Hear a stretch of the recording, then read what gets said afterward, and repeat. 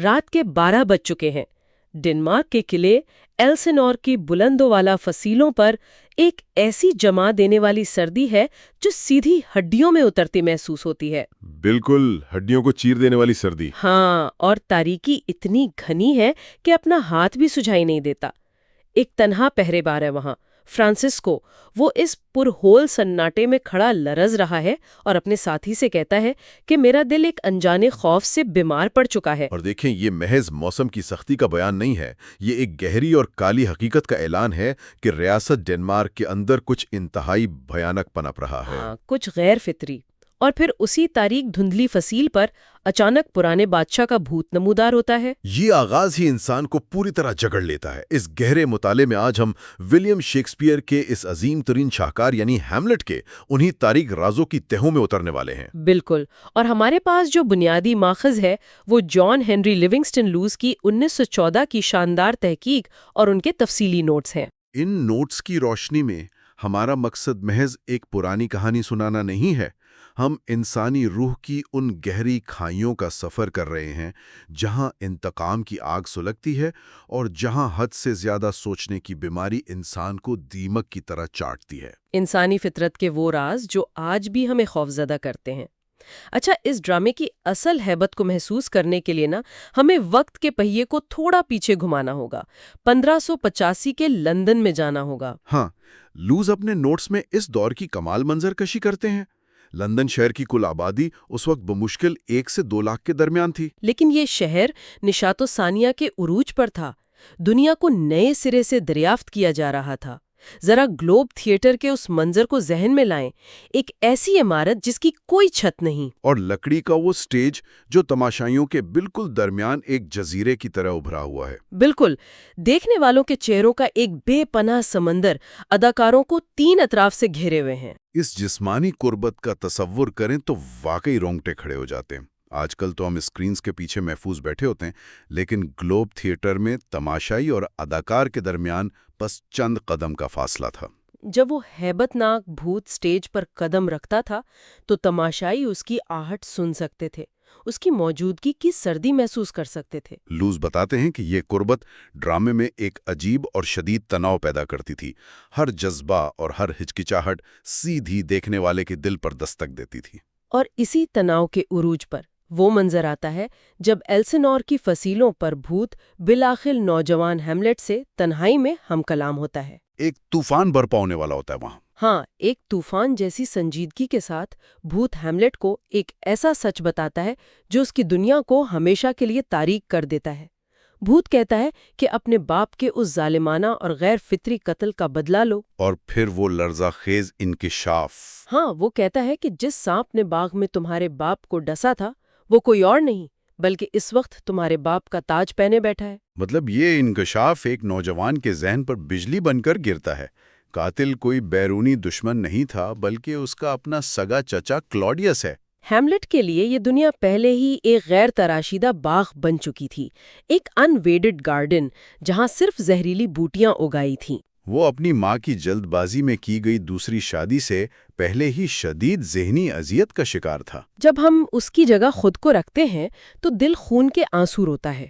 ایک نوجوان جو دنیا کی منافقت دیکھ کر پہلے ہی ٹوٹ چکا ہے، اس کے کاندھوں پر اچانک اتنا بڑا بوجھ ڈال دیا جاتا ہے۔ کون سہ سکتا ہے اتنا اچانک ٹوٹنے والے پہاڑ کا بوجھ؟ اسی مقام پر ہیملٹ انسانی خامی کا وہ عظیم فلسفہ بیان کرتا ہے جسے لوز کی تحقیق میں بہت اہمیت دی گئی ہے۔ وہ جسے فطرت کا داغ کہتا ہے۔ بالکل، دی مول آف نیچر۔ وہ یہ فلسفہ پیش کرتا ہے کہ بسا اوقات انسان کی پیدائش کے ساتھ ہی اس کی فطرت میں کوئی ایک چھوٹی سی خامی رہ جاتی ہے۔ انسان اس پیدائشی نقص کے لیے خود قصوروار نہیں ہوتا۔ صحیح، لیکن وہ ایک چھوٹی سی خامی رفتہ رفتہ اس انسان کی تمام تر اچھائیوں اور عظیم خوبیوں کو تباہ کر دیتی ہے۔ یہ مول آف نیچر والی بات آج کی نفسیات پر بھی پوری اترتی ہے۔ ہیملٹ کے معاملے میں وہ خامی اس کی حد سے زیادہ سوچنے کی عادت تھی، اس کا ہر عمل کا باریک بینی سے تجزیہ کرنا۔ وہ ایک طوفان کے عین مرکز میں کھڑا ہے، اس سے فوری عمل کا تقاضا کیا جا رہا ہے، لیکن وہ قدم اٹھانے کے بجائے فلسفے کی بھول بھلیوں میں کھو جاتا ہے۔ وہ انتقام کے جذبے کو جواز کی کسوٹی پر پرکھنے لگتا ہے کہ کیا واقعی یہ سچ ہے یا نہیں۔ اور یہی وہ اندھا کنواں ہے جس میں وہ گرتا چلا جاتا ہے۔ وہ ہر چیز پر شک کرتا ہے، کیا بھوت سچا تھا؟ کہیں وہ شیطان کا روپ تو نہیں تھا؟ یہ کتنی حیران انگیز بات ہے کہ شیکسپیئر آج بھی ہم سے ہم کلام ہوتا ہے۔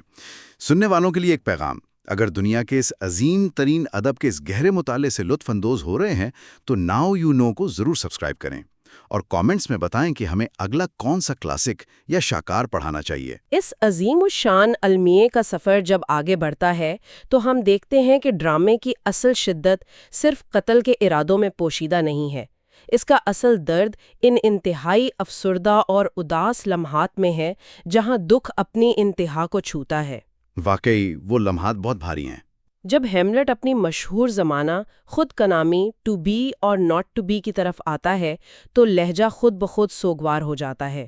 زندہ رہا جائے یا نہیں، یہ کوئی عام فلسفیانہ سوال نہیں ہے، یہ ایک ایسی روح کی چیخ ہے جو ہستی اور نیستی کی سرحد پر کھڑی کانپ رہی ہے۔ لوز کے نوٹس اس خود کلامی کی تشریح میں بہت گہری بات کہتے ہیں۔ ہیملٹ زندگی کے مصائب گنوا رہا ہے، ظالم کا ظلم اور سچے پیار کا ٹھکرایا جانا۔ وہ سوچتا ہے کہ ایک خنجر کے وار سے ان سب اذیتوں سے ہمیشہ کے لیے چھٹکارا پایا جا سکتا ہے۔ تو پھر انسان یہ سب کیوں برداشت کرتا ہے؟ ہیملٹ خود ہی اس کا جواب دیتا ہے: موت کے بعد کی انجان دنیا کا خوف، دی انڈسکورڈ کنٹری، جس کی سرحدوں سے آج تک کوئی مسافر واپس نہیں لوٹا۔ یہ وہ انجان خوف ہے جو انسان کے ہاتھ باندھ دیتا ہے۔ اور اسی الجھن کے عروج پر ہیملٹ وہ تاریخی جملہ ادا کرتا ہے کہ کس طرح ہمارا ضمیر ہم سب کو بزدل بنا دیتا ہے۔ عمل کا وہ شعلہ سوچ کے پیلے اور بیمار سائے تلے دب کر بجھ جاتا ہے، اور اس بے عملی کا سب سے بھیانک خمیازہ اوفیلیا کو بھگتنا پڑتا ہے۔ اوفیلیا کا انجام اس ڈرامے کا وہ باب ہے جہاں سچی ہمدردی پیدا ہوتی ہے۔ وہ محل کی ان گھنونی سازشوں کے بیچوں بیچ ایک بالکل بے گناہ روح تھی۔ ہیملٹ کی بے رخی اور پھر اس کا پاگل پن کا ناٹک۔ اور پھر اسی ہیملٹ کے ہاتھوں اوفیلیا کے باپ پولونیس کا اچانک قتل۔ یہ صدمات اس نازک ذہن کو ٹکڑے ٹکڑے کر دیتے ہیں۔ اس کا انجام کتنا دل چیر دینے والا ہے۔ وہ پاگل پن کی حالت میں پرانی گیت گاتی ہوئی ندی کے پانیوں میں ڈوب جاتی ہے۔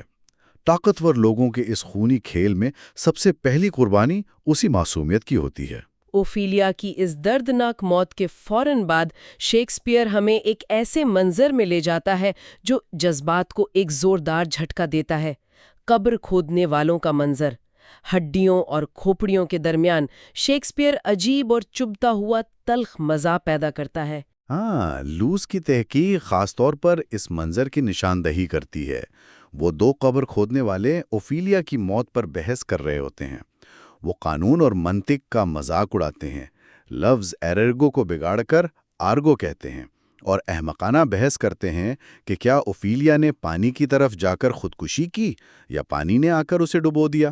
یہ مزاحیہ منظر نہیں ہے، یہ المیے کے بالکل بیچوں بیچ موت کی ناپائیداری کا ایک خوفناک آئینہ ہے۔ وہ مزدور ہیملٹ کو بتاتے ہیں کہ موت کوئی رتبہ اور کوئی تاج نہیں دیکھتی۔ سکندر اعظم کی ہڈیاں مٹی میں مل کر کسی شراب کے بیرل کا سوراخ بند کرنے کے کام آ سکتی ہیں۔ یہ تلخ مزاح اعلان ہے کہ محل کے اندر ہونے والا تمام غرور آخرکار اسی مٹی کے ڈھیر پر آ کر ختم ہونا ہے۔ وہ اپنے چچا کلاڈیس کا ضمیر پرکھنے کے لیے مرڈر آف گونزاگو نامی ڈرامہ سٹیج کرواتا ہے، جسے وہ دی ماؤس ٹریپ کا نام دیتا ہے۔ یہ نفسیاتی جنگ کا عروج ہے۔ ہیملٹ کی نظریں کلاڈیس کے چہرے پر تیر کی طرح گڑی ہیں۔ سٹیج پر اداکار بالکل ویسا ہی قتل پیش کرتے ہیں جیسا کلاڈیس نے اپنے بھائی کا کیا تھا۔ کان میں زہر ڈالنے کا منظر آتے ہی بادشاہ کلاڈیس کا ضمیر چیخ اٹھتا ہے۔ وہ گھبراہٹ میں ڈرامہ رکوا کر وہاں سے بھاگ کھڑا ہوتا ہے۔ اب ہیملٹ کے پاس کوئی شک باقی نہیں رہتا، بھوت سچا تھا اور کلاڈیس ہی قاتل ہے۔ اب ہیملٹ کے پاس وہ لمحہ آ چکا ہے جس کا اسے انتظار تھا۔ کلاڈیس تنہائی میں ہے اور گھٹنوں کے بل گرا ہوا اپنے گناہوں کی معافی مانگنے کی ناکام کوشش کر رہا ہے۔ ہیملٹ دبے پاؤں اس کے پیچھے پہنچتا ہے۔ اس کی تلوار میان سے باہر آ چکی ہے۔ یہ وہ خونی لمحہ ہے جہاں ایک وار سب کچھ ختم کر سکتا ہے۔ لیکن وہ پھر سے رک جاتا ہے۔ ہاں، وہ اپنی ننگی تلوار واپس میان میں ڈال لیتا ہے۔ یہ ہچکچاہٹ اور فیصلہ نہ کر پانے کا لمحہ ہی ہیملٹ کی سب سے بڑی ٹریجڈی ہے۔ وہ ایک خطرناک دلیل تراشتا ہے کہ اگر اس نے کلاڈیس کو حالت دعا میں قتل کر دیا تو اس کی روح سیدھی جنت میں چلی جائے گی۔ اس کا اپنا باپ تو بغیر توبہ کیے مارا گیا تھا نا؟ بالکل، اور اب عذاب بھگت رہا ہے۔ تو پھر قاتل کو جنت کیوں ملے؟ وہ فیصلہ کرتا ہے کہ وہ بادشاہ کو اس وقت مارے گا جب وہ کسی گناہ یا نشے میں غرق ہوگا۔ یہ حد سے زیادہ سوچنے کی وہی جان لیوا بیماری ہے جو عین موقع پر عمل کی طاقت کو مفلوج کر دیتی ہے۔ اور اس ایک لمحے کی تاخیر کا انجام کتنا بھیانک نکلتا ہے۔ اس کے فوراً بعد ہیملٹ اپنی ماں گٹروڈ کے کمرے میں جاتا ہے۔ وہاں محاذ آرائی کے دوران غصہ اور دھوکے کا احساس اپنے عروج پر ہوتا ہے۔ اسی دوران ہیملٹ کو پردے کے پیچھے کسی کی آہٹ سنائی دیتی ہے۔ وہ بغیر سوچے سمجھے اپنی تلوار پردے کے پار اتار دیتا ہے۔ اسے لگتا ہے کہ بادشاہ چھپا ہے۔ لیکن جب پردہ ہٹتا ہے تو وہ پولونیس ہوتا ہے۔ پولونیس کا اس طرح مارا جانا ایک زبردست تلخ طنز ہے۔ لوز کی تحقیق کے مطابق پولونیس پورے ڈرامے میں اس فلسفے کا پرچار کرتا ہے کہ ہمیشہ درمیانی راستہ اختیار کرو، جذبات میں آ کر کوئی فیصلہ نہ کرو۔ لیکن اس کی یہ عملیت پسندی کام نہیں آتی۔ خونی حقیقت یہ ہے کہ جب بڑے اور طاقتور طوفان آپس میں ٹکراتے ہیں تو احتیاط اور درمیانی راستہ نام کی کوئی چیز نہیں بچتی، وہ اپنی جال کا شکار ہو جاتا ہے۔ پولونیس کے اس غیر ارادی قتل سے وہ آخری خونی زنجیر ہلتی ہے جو ڈرامے کو تباہ کن انجام کی طرف دھکیل دیتی ہے۔ پولونیس کا بیٹا لائرٹیس انتقام کی آگ میں اندھا ہو کر واپس لوٹتا ہے۔ لائرٹیس اور ہیملٹ کا موازنہ بہت گہرے معنی رکھتا ہے۔ لائرٹیس ہیملٹ کی بالکل ضد ہے۔ اس کے اندر کوئی فلسفیانہ الجھن موجود نہیں ہے۔ وہ انتقام کے لیے اتنا بےتاب ہے کہ وہ کہتا ہے کہ وہ قاتل کا گلا چرچ کے اندر قربان گاہ پر بھی کاٹنے کو تیار ہے۔ کلاڈیس جو ایک شاطر حکمران ہے، لائرٹیس کے اسی اندھے غصے کا فائدہ اٹھاتا ہے۔ وہ ہیملٹ کو مارنے کے لیے ایک خونی بساط بچھاتا ہے۔ ایک ایسا آخری مقابلہ جس میں لائرٹیس کی تلوار پر مہلک زہر لگا ہوگا، اور اگر وہ وار خالی گیا تو پینے کے لیے زہر آلود شراب کا پیالہ تیار ہوگا۔ اور پھر وہ آخری خونی ٹکراؤ شروع ہوتا ہے جہاں سب کچھ بھسم ہو جاتا ہے۔ وہ انتقام جس میں ہیملٹ نے مہینوں کی تاخیر کی، آخر کار زہر کے پیاروں اور خون آلود تلواروں کے بیچ چند لمحوں میں پورا ہوتا ہے۔ ہیملٹ کی ماں گریٹروڈ غلطی سے وہ زہر آلود شراب پی لیتی ہے۔ لائرٹیس جو خود اپنی ہی زہر آلود تلوار کا شکار ہو جاتا ہے، مرتے مرتے کلاڈیس کی ساری حقیقت اگل دیتا ہے، اور آخر کار ہیملٹ اپنے زہر آلود خنجر اور اسی شراب کے پیالے سے بادشاہ کو موت کے گھاٹ اتار دیتا ہے۔ لیکن تب تک بہت دیر ہو چکی ہوتی ہے۔ موت کا زہر ہیملٹ کی اپنی رگوں میں بھی دوڑ رہا ہوتا ہے۔ اس تمام تر خون ریزی اور اس پورے المیے سے حاصل ہونے والا نچوڑ کیا ہے؟ یہ صرف ایک بادشاہ کے قتل اور بدلے کی روایتی کہانی نہیں ہے۔ جان لیونگسٹن لوز کے مطالعے سے واضح ہوتا ہے کہ یہ ڈرامہ انسانی ذہن کی اس سب سے بڑی ٹریجڈی کی عکاسی کرتا ہے جب انسان اوور تھنکنگ کے جال میں پھنس جاتا ہے۔ ہیملٹ کا وہ ایک لمحے کا فیصلہ جو اس نے دعا مانگتے کلاڈیس کو زندہ چھوڑ کر کیا تھا، اس ایک لمحے کی تاخیر نے ان گنت المیوں کو جنم دیا۔ اگر وہ اسی وقت عمل کی طاقت دکھاتا تو شاید اوفیلیا کا ذہنی توازن نہ بگڑتا، پولونیس نہ مارا جاتا اور لائرٹیس اور اس کی ماں کی جانیں بچ جاتیں۔ کیا یہ ہم سب کی زندگیوں کا آئینہ نہیں ہے؟ ہماری زندگی میں بھی کئی بار ایسے کڑے موڑ آتے ہیں جب حالات ہم سے ایک فوری فیصلے کا تقاضا کرتے ہیں، اور ہم تیار نہیں ہوتے۔ ہم صحیح وقت کا انتظار کرتے ہیں اور وقت ریت کی طرح مٹھی سے پھسل جاتا ہے۔ یہ شاہکار ڈرامہ ہمیں ہمارے اپنے اندر موجود اسی ہیملٹ سے ملواتا ہے جو عمل اور بے عملی کی کشمکش کا شکار ہے۔ یہ ایک ایسا لاسانی سبق ہے جو آج بھی اتنا ہی متعلقہ ہے۔ لیکن اس سے پہلے کہ ہم اس گہرے مطالعے کو اختتام کی طرف لے جائیں، ایک نیا اور چونکا دینے والا زاویہ بھی ہے۔ ڈرامے کے بالکل آخر میں جب موت ہیملٹ کے سر پر کھڑی ہے، وہ اپنے سچے دوست ہوریشیو سے کہتا ہے کہ وہ زندہ رہ کر ہیملٹ کی کہانی دنیا کو سنائے۔ ایک ایسی کہانی جو اس کے درد اور اس کے سچ کی گواہی دے سکے۔ ہاں، لیکن یہاں ایک گہری سوچ جنم لیتی ہے۔ کیا واقعی ہیملٹ کی اصل خامی صرف اور صرف حد سے زیادہ سوچنا تھی؟ ذرا تصور کریں، کیا یہ ممکن ہے کہ ہیملیٹ کا اصل مسئلہ تاخیر یا بزدلی نہیں تھا، بلکہ المیہ یہ تھا کہ وہ ایک ایسے اندھے اور منافق معاشرے میں واحد باشعور اور سنساس انسان تھا؟ ایک ایسا معاشرہ جہاں بھائی اپنے سگے بھائی کا قتل کر کے تخت پر بیٹھ جائے، جہاں مفاد کے لیے جاسوسی کی جائے۔ ایک ایسے معاشرے میں جو صرف فوری خون ریزی کا تقاضا کر رہا ہو، وہاں ایک حساس اور نتائج پر غور کرنے والا دماغ کیسے زندہ رہ سکتا ہے؟ یہ ایک ایسا خیال ہے جو پوری کہانی کو پلٹ کر رکھ دیتا ہے۔ ایک ایسی دنیا جہاں قتل اور سازش ہی کامیابی کا راستہ سمجھے جاتے ہوں، وہاں احساس رکھنا اور اپنے عمل کے نتائج کو سوچنا کیا واقعی ایک خامی ہے؟ کیا ہم یہ کہہ سکتے ہیں کہ ایسے بے حس ماحول میں احساسیت اور شعور بذات خود انسان کے لیے ایک بہت بڑی سزا بن جاتے ہیں؟